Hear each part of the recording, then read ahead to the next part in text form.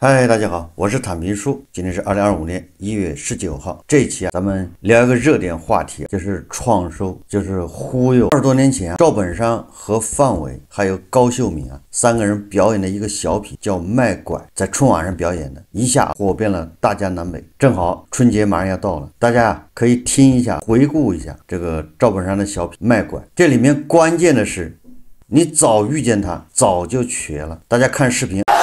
我媳妇要瘸了，什么玩意儿？你说，你看着吗？我媳妇儿都看出来，她说你忽忽悠悠就瘸了啊！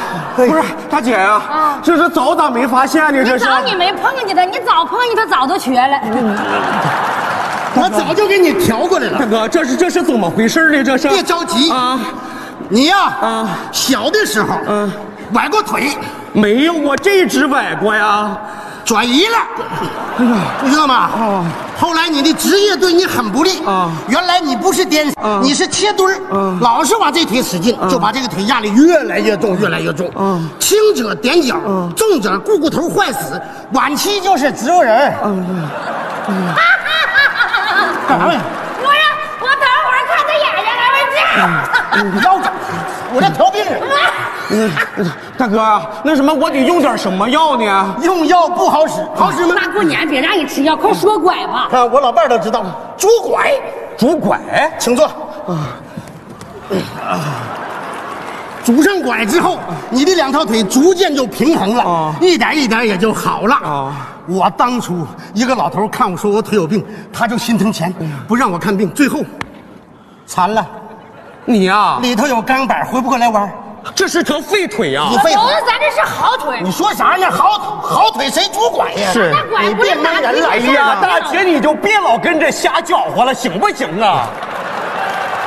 这就是忽悠，为了把拐卖出去，一个好人就被他忽悠瘸了。这个是个小品是个讽刺，大家一看哈哈大笑，很有意思。但是现实比这个艺术作品应该是更有意思，更加不可思议当我们欣赏这个小品的时候，那是放松，那觉得是幽默。但是生活中发生这样的事情，那就不是幽默，那就叫残忍，那就叫丧尽天良今天新华社、央视都在报道，叫依托诱导健康人断骨增高。央视报断骨增高灰色产业链。什么叫断骨增高呢？这个央视新闻记者调查发现，说有医生在 X 光片和病历上做手脚，以畸形矫正之名行断骨增高之时，把你的腿拼接一下，稍微看着歪一点，你不做矫形，人家谁敢给你做？卫健委一查，他就没了。什么意思你拍个 X 光片，那个大夫在那个光片上做个手脚，你一看你的腿就有问题。这和赵本山的忽悠有异曲同工之妙。赵本山是靠动作把你忽悠瘸了，而这个 X 光片那是大夫在上面做个手脚，你看你腿有问题了，畸形要矫正。等到卫健委来一查，他这畸形又没了。你看是不是充分的反映了艺术来源于生活，高于生活？但是20年前赵本山的小品他都不敢这么演。大家看央视的新闻报道，大家看视频。由于断骨增高在国内是违禁手术，依托也一直在寻找国外合作机会。小芳说，2020年前后，风筝等依托就开始为土耳其相关机构进行宣传引流。受他们影响，2020年，他与腿友一起选择远赴土耳其做断骨增高。那个时候叫 W， 然后现在改名叫步步增高，它的全名叫 Wanna Be Taller。那这个 W 不是一个医疗机构，相当于中介机构。对，它的之前的营业执照是旅行社，他们在租了一个酒店场地，然后做康复中心一样。然后呢，我酒店的房费是我们自己付，然后他就在地下室租了一个健身房一样的这种场地，作为他们的办公室、理疗室吧，作为理疗室。相比于美国、德国、韩国等发达国家，土耳其做断骨增高价格较低，国内依托也较早与当地中介机构开展了合作。比如说怎么交钱，怎么来接洽，怎么跟医生对接。交钱是你到了的酒店以后，管家推给你一个微信，他说这个是财务的微信，然后这个财务呢给我发一个账号，然后这个账号是个深圳的一个银行的。然后我们是以人民币的形式汇到他那个账户，没有发票，没有收据，就这样的。那你这都敢相信他，凭什么相信他呀？就别人也做了呀，看到别人也做了呀，就也不是我一个人单枪匹马的过去的呀。如果一个病人都没看到，那我肯定会有顾虑的。但我看到了其他中国人呀。你们这批人多少人呢？我做第二批做小腿，我这批有10几个人吧。从渴望增高的腿友到违规操作的医生，从国内的灰色链条到国外的中介机构，再加上无利不起早的依托，所有这些因素让10几年前就已明令禁止的断骨增高术又再次成为媒体和社会关注的焦点。那么，接受手术的人后来经历了什么？杜辉告诉记者，近年来他也接诊过一些国外做断骨增高后出现并发症的患者，他们往往是延长期的术后管理出现了问题。这些患者跟我描述，他们在国外做完这种骨延长以后，康复师给他们做的这种康复训练，很多时候就是一个可能就是装样子，头脑一热就去了，去完了做完了以后，实际上在那边没有人会指导他应该注意什么。等到他回国的时候，他往往这些病人已经延长完了，错过了最佳的康复时期，然后就会出现各种各样的问题。有一些确实是通过我们后期的补救能够完全解决的，有一些确实也就是一种永久性的这个功能障碍，也是挺可惜的。这一张是确诊慢性骨髓炎，然后还有一个右膝关节外翻，后面是有个报告是还有足内翻。选择去土耳其进行断骨增高的小芳，如今就悔恨不已。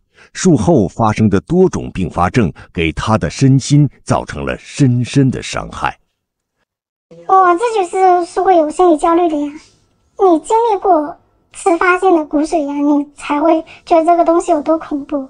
这就是我延长期间呢。2021年初，小芳在土耳其的医院做了断骨增高手术，胫骨延长了大约6厘米。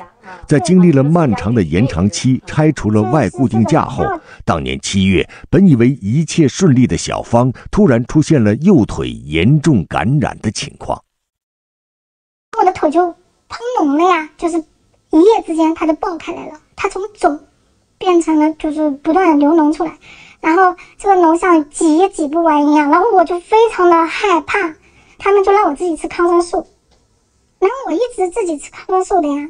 然后但是没有用。面对突如其来的并发症，小芳说，无论是远在国内的依托风筝、当地机构老板，还是手术医生，都不愿积极治疗。当年9月，小芳被确诊为慢性骨髓炎。风筝让我自己联系我的主刀医生，他说他们已经不跟我的主刀医生合作了。然后他说我们已经换了个新的医生，但是那个新的医生度假去了，他要过5天才回来。然后 W 给我的回应是，我已经离开他们酒店了，跟他们没有关系了，不包后续了是吧？对，那感染算你自己的。是的，他们大概就是这个意思。我也是用翻译软件，很多东西其实是说不太明白的，对，扯不明白的，整个就是一个非常的无助的一个状态，无助无力又无奈。小芳说，由于中介机构和手术医生之间相互扯皮推诿，延误治疗，她的病情反反复复，伤口过了6周依然没有愈合，最终她选择了回国治疗修复。一场为了增高梦想而进行的国外冒险，以出现多种并发症的结局收场。我现在只能短走，只能短时间的走几步，像长于500米的距离的话，我都要考虑一下。我一动的话，我会整个人后倒，我的腿没有任何的力量了。小芳说，与她一同出国做断骨增高的腿友，不少都出现了并发症。而即便没有并发症的人，在断骨增高手术后，腿部功能也难以恢复到原有水平，运动能力下降等问题又给生活带来新的困扰。你前几年可能会觉得你这个身高高，你会更自信啊，或者是更能满足你之前那种你穿衣服变好看怎么这种想法，但是其实真正的不每天你的腿都不难受，还是你自己体会的，每天睡觉都会难受，所以我还是会后悔去做了这个手术的。这里面看了之后，大家触目惊心，有反映出各种问题，有依托的问题，有灰色产业链的问题，有黑色产业链，有套取医保基金，还有违规行医的问题。因为断骨增高术实际上自2006年我国卫生部门规定严禁用于美容项目，就不能开展这种手术，除非是你畸形要校正。所以说央视调查报道反映出的问题有这么多。实际上这个反映了什么问题呢？反映的就是大家一切向前看，满脑子都是钱，我们把所有的一切都要变成钱，金钱至上，唯金钱论，失去底线了，这是一个必然的一种现象。也就是大家都要利用手中的一些资源和权利，大开便利之门，想办法创收赚钱，把这个发挥到了极致。那像这种把你忽悠瘸再去治病，像这种现象就会越来越多，非常普遍。俗话说虾有虾路，蟹有蟹道，靠水吃水。你看中国人的智慧发挥到淋漓尽致。关于医疗系统这个事情，咱们其实没有什么特别要聊的，因为这种现象各行各业都有。你比如说教育行业，现在家长内卷，现在教育大家也很重视，很多家长花钱无数，导致一个什么现象呢？课外辅导班是越来越多，收费越来越贵。家长突然发现，本来该在学校里面完成的知识，那老师也不好好教了。这个是有媒体报道的，很多老师在课堂上就是照本宣科。你的孩子要想提高，要想出类拔萃，那你就得上他的培训班，他在外面还有培训班，本来应该在课堂上完成的这些教育，他给你挪到培训班，你额外再交钱。这个和医生先把你两个腿告畸形之后再让你治是一个道理啊。还有比如现在咱们正好是春运，很多地方在外打工的996、韭菜、民工都要回家过年，回乡发现火车票不好买，咱们又不能像央视的记者在火车上采访你买到票了吗？票还是很好买的，但是等到大家千辛万苦的通过各种手段，又是抢票软件，又是加钱，或者找黄牛加钱抢到一张票，上了火车之后发现火车上好像人也不是太多，有的甚至那火车上人还没坐满，大家就纳闷，那春运人是多，但是还没有多到那份上，为什么你票一放开就没了，显示无票，完了你还要抢，你要加钱，这是为什么呢？明明有票，明明你腿是好的，你要花钱治，不就这道理吗？因为通过正常的途径卖票，那个票是进了铁路总公司的账户，跟个人没什么关系，个人顶多拿点奖金绩效，那个钱可以忽略不计。而如果他们系统内部通过这种各种手段造成这个票稀缺，你只能通过外面人，通过黄牛，通过各种平台去抢，你加钱，你加的这个钱就有他们的一份。你看这是不是纸上靠水吃水啊？都是为了赚钱。这个和医生干的这些丧尽天良的事情都是性质都一样。这个说的是私营部门，对吧？或者是叫什么服务部门。那其他的部门，医院医生只不过是上行下效，只不过是照着学而已。大家都知道，大家恐怕稍微仔细关注一下就能发现，你所在的城市，你所在的街道，隔三差五就要修一下，马路好好的要破开，各种机械开进去施工，挖开，各种工人在里面，大家很忙，用施工用围挡把它围起来，修个1年给它盖上，过2年又扒开修。为什么？这个和把腿给你忽悠瘸再给你治好不是一个逻辑吗？但底层逻辑是一样的。那个路是好的，他要扒开修什么呢？修里面的管道，各种埋的线，各种燃气管道，或者是市政工程，什么又是通讯管道，你方唱罢我登场，年年修，月月修。为什么要修？因为修大家才赚钱，上上下下婆罗门才能赚得盆满钵满，你不修他怎么赚钱？你看看从马路到腿是不是一个逻辑啊？都是利用手中的资源想办法捞钱。你再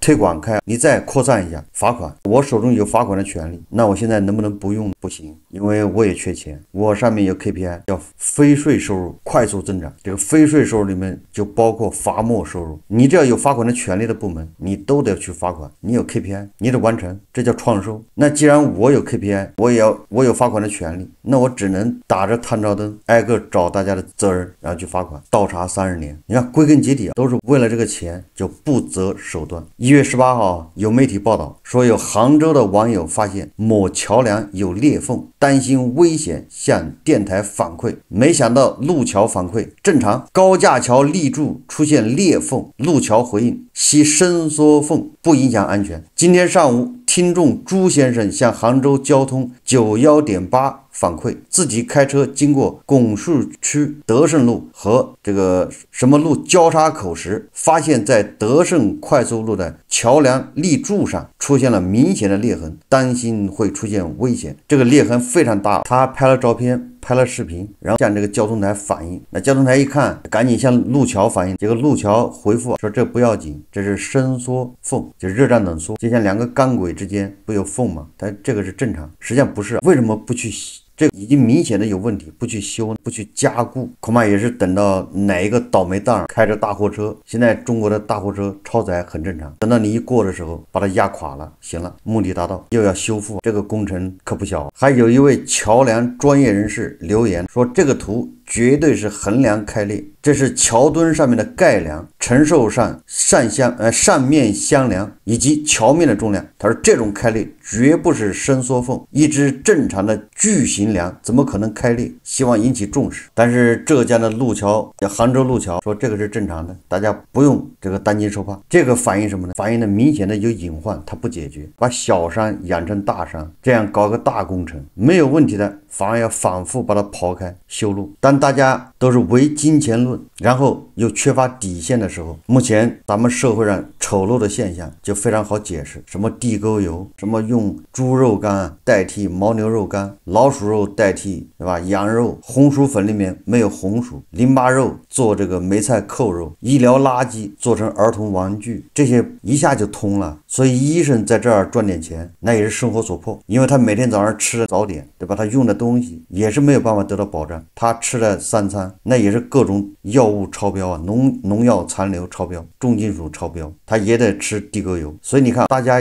都在向前看，就缺乏底线，那就是互害社会。大家互害，除非你是婆罗门，你是特权阶层，你是属于那0.1%的家庭，或者叫1/1000的，你恐怕能够稍微好一点，有特供，否则大家都一样，都是互害。这个是新华社以及央视报道的，不知道对吧？抖音难民、洋务运动这些美国网友到了小红书上面能不能看到这些，或者能不能看得明白？不知道小粉小红正能量怎么看待央视报道，这个还能自豪得起来吗？那就有很多网友在进一步追问，那为什么咱们赚钱就没有了底线？地沟油这个以次充好啊，虚假宣传，假冒伪劣，那政府都是打击的，政府是不可能提倡的。那为什么大家都这么干？你就像这个医生，正常的腿给你包装成畸形，然后再做断骨增高，不可能说政府能容忍。那为什么还会这样？实际上很简单，就是我们社会运行成本越来越高，这种扭曲的分配机制导致企业、导致个人合理的利润被吞噬，你这些利润没了，所以你只能想办法从别的地方搞利润。正常的企业有10%、15%的利润，但是现在你这个利润恐怕要被各种无形的成本给你摊销掉了，所以你只能去想办法降成本，增加利润。你降成本，那你只能是以次充好，劣币逐良币。还有一种就是创收，既然我正常的业务我没有利润，那我就得想办法再增加收入。那创收就是把你的正常的骨头、正常的腿伪装成畸形再增高，这就是创收。总之，我们这个牛马韭菜感觉越来越卷，越卷越厉害，越卷进入一个恐怖的螺旋。它的形成机制其实说起来很简单，就是我们合理的正常的利润被无形中变相的给它抽走了。抽走你利润是日益攀升的社会管理成本，抽走你利润的是这种扭曲的分配机制。也就是维维老师说的，你创造的财富大头是在集体那儿，咱们这个消费占 GDP 只有10%几啊，在全球主要国家里面那是垫底。社会运行成本高体现在你看是不是架床叠屋，各个部门人是越来越多，又新设新的部门。虽然咱们要缩编，要控制各种吃财政饭的，但实际上现在连各个村里面都要请什么打字员，请什么保洁员，你就这么芝麻大的小地方，一个月给他300、500，那也是钱。你就想一想，晚上各级部门干活的人少，有活就请编外的人来干，如果请不着那就外包，反正要加人，管的事情越来越多，懒的事情也越来越多，都得管。国企现在越来越多，那国企实际上就是一个中间商赚差价的。你仔细想一想就明白了，为什么各地设立这么多国企？因为很简单，因为咱们3驾马车里面有一个是投资，这个投资啊，实际上是由地方政府主导的。你不管是发债还是化债还是专项债，总之呢，钱到政府手上，让政府来决定往哪儿投。你看钱的流向是不是从政府往企业，往政府管的平台，从政府的平台再到企业，就是国企。本来这个事情这个钱就到具体的承包方或者是施工方，但是那不行，所以中间再加一道国企，再去吃10个点、20个点的利润。那你一个项目，你把10个点、20个利润吃掉了，那下面就没有利润了，那下面只能靠克扣，只能靠压榨农民工，他们的待遇越来越差，吃的差，住的差，你只能这样，合理的利润再一次被抽走。实际上大家知道吗？通过房地产你就懂了，为什么你那房子卖3万一平米、2万一平米，实际上全国各地建筑成本是差不多的，就是盖房子花的钱，建安成本。如果你是精装修，反正不会超过5000一平米，也就是你盖个100平米的房子，顶多50万，这是精装修的。但是你这种房子，你也可能要500万才能买得到，那你还450万是给谁了？450万是土地成本，这个土地成本里面有各种税、土增税一大堆的钱都进入政府的口袋。所以本质上，为什么我们牛马韭菜这么卷，每个人越来越累，反而收入越来越低，就是因为我们创造了利润、收入、财富被吞噬。咱们古话说，也就是管子啊，说这个叫仓廪实而知礼节。简单点说，就是如果大家都有钱了，素质都会提高；如果大家赚钱都稍微容易点啊，赚钱不那么难了，那么这些丑恶的现象就会减少。你说医生轻轻松松一个月就2万块，他就没必要这么干。如果卖早点的、开餐馆的，他也很轻松的一年就能赚个10几万、20万，他也就不会再去搞地沟油，当然就是不会那么多。再加上政府的管理、有关部门的打击，这个丑陋现象就少多了。接下来我们越卷，我们的收入越低，我们生存状况就越差，我们就越不择手段。你看是不是个恶性循环？越不择手段，我们每个人都是受害者，都要负担这个成本。所以批评1-2个行业，批评1-2个职业，批评一些医生，已经没有什么意义了。这种现象到处都是。好，这期节目我们就聊到这里，感谢大家收看。如果喜欢我的节目，欢迎订阅转发，也可以在下方留言评论。谢谢大家。